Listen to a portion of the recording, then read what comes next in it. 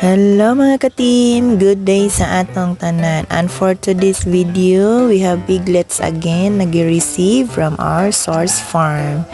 Thank you Lord for all the blessings. And please watch the video mga ka-team till the end.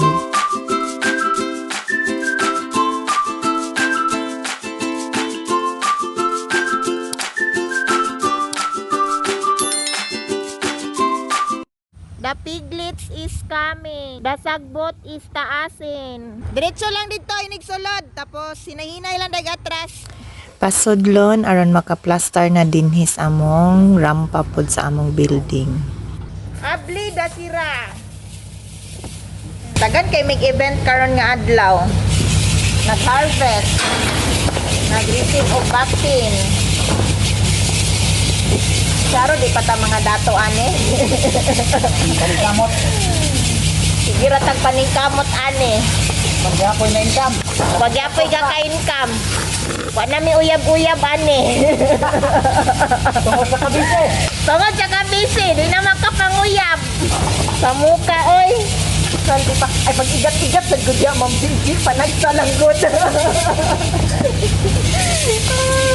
Diri sa ta. Start sa amin sa siding.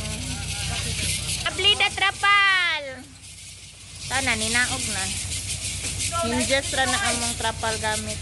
Nalang na ikuan dira. Kita sa banban. Go banban. Tana, naabli na. Ikuan lang, taga-grills. Pasaka. Balik. Oh, may nainay na nagsaka.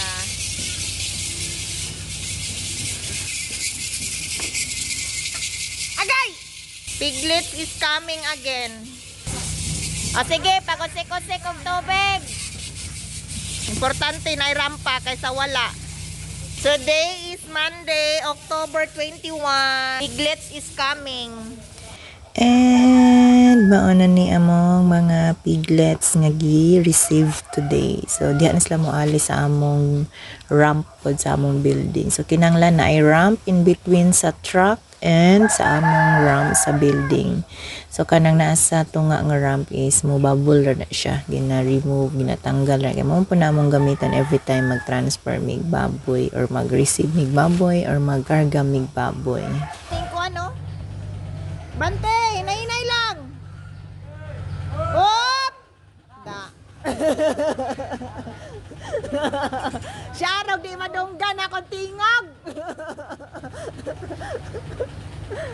Na, di nakakaagi angkol. Nasirad anak ka.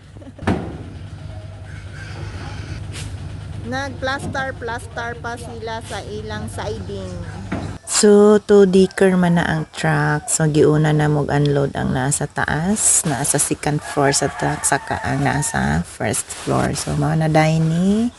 Diyan na sila moagi sa among ali pod. So, inanakalapad among ali. Dako kay siya tanawon pag piglets ang moagi. Kay syempre gagmay pa man. Pero, kung kato ng harvestable, gamay na pod kay na siya nga dalan kay syempre dagko naman pod to. So mo na ilang life mag-away jud na sila bisan nag-igsuon ra na sila, same blood ra na sila, mag-away gyud. So mao gyapon kita magkapatid na mag-away kay nag-ilog sa katigayunan sa ginikanan.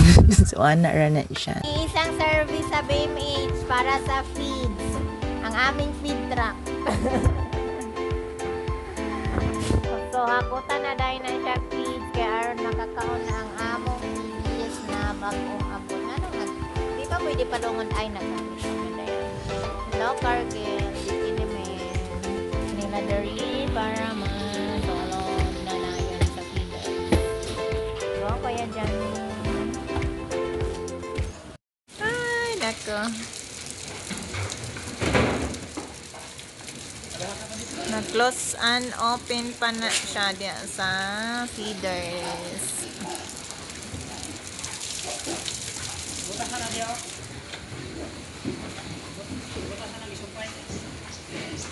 Plastarin the feederin.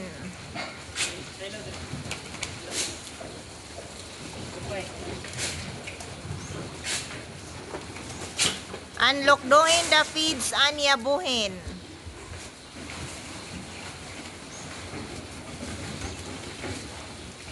Para the baboy is kainin.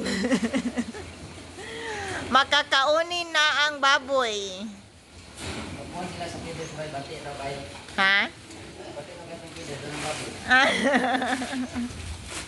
Isa bahog ito, kapil. Ingon pa sa hagman nga pa nakareklamo daw ang piglet sa iyaha kay pangit daw kuno kay among feeders kay si may automatic ra man gud mi.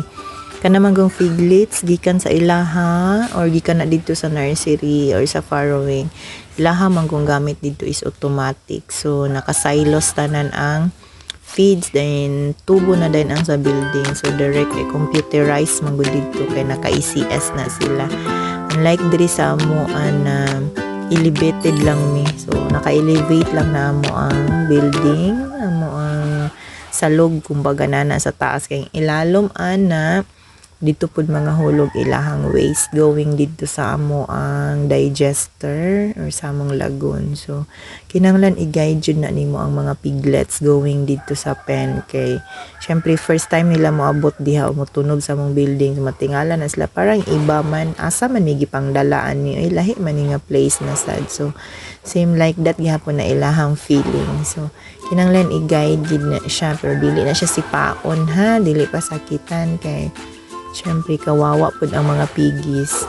And ihapon pud namo per pen nga gisulod kung tama ba ang karga sa isa ka load or sa isa ka truck, kung nagmatch ba ang actual namo na receive ug naa sa DR kay kung dili na mo match na Ginoo ko kami ang magtapal ana. So kinahanglan gyud. So mao na ilahang life din ha pag abot ma-relax na sila.